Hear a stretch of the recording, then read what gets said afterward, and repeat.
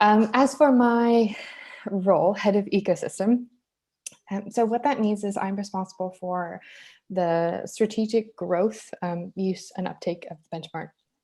So I work with all of our partnerships and all of our programs. So I mentioned that community, that online space. That is sort of our lowest barrier entry way to engage with FutureFit.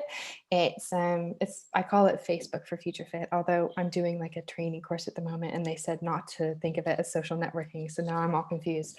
But it is like we're really trying to grow this into a space that's a community where people get to know each other, where they ask questions and actually community members respond instead of the Future Fit team, and that there's sort of more information sharing. And we're seeing the seeds of that, which is really exciting.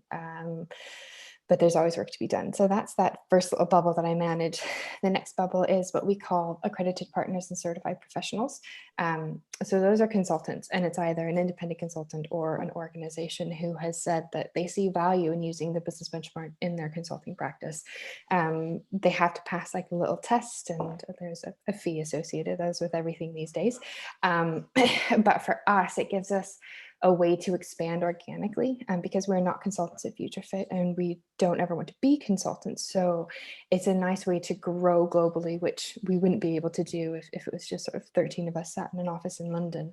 And it also provides a nice way to get a bit more cultural understanding, get a better feel for what's happening on the ground. So we just brought on a partner in Hong Kong, and they are just, I really like all the partners we work with, but there's something about their excitement and their enthusiasm about using the benchmark, because for them, it's first mover advantage. Nobody else in that geography is using the benchmark yet. So they see it as a real opportunity to get new clients on board. So I'm getting daily emails from them, and, but in doing that, like having sort of conversations probably once every other week via Zoom, I'm starting to learn about what works for them and what works sort of in Hong Kong, and then sort of talking about mainland China and what we're going to have to do to support them appropriately and properly.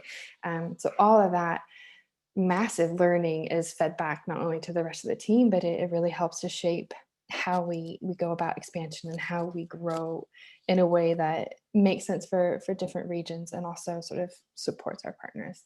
The last part of our ecosystem is what we call our pioneers. So those are businesses that have publicly committed to pursuing future fitness. And I say that carefully. So these are not businesses that are future fit, because no business is truly future fit yet. But these are businesses who have said, we get it, we want to join on the journey. We recognize how important it is to stay within the system boundaries, and, we're committed to doing what we can. So that Pioneer program is brand new, really. We only launched it at the end of November, and we've got 21, soon to be 22, with a host of new businesses as well that are lined up to hopefully join in the next couple of months. And with them in particular, I think it goes back to that point I was talking about, recognizing that sustainability professionals are facing an uphill battle in so many ways. So trying to work with our pioneers, especially to give them the support they need, because the commitment to pursue future fitness is a big commitment, and the whole business has to be on board. So it's finding out, why have you committed in the first place, for the ones that have, and then what's it going to take to bring the other ones on board. So a lot of my job is chatting, is conversations with people, is providing support, providing guidance, making connections like you do so well, Amy, but just, almost being a sympathetic ear on the other end of the line, to really grow the use of the benchmark.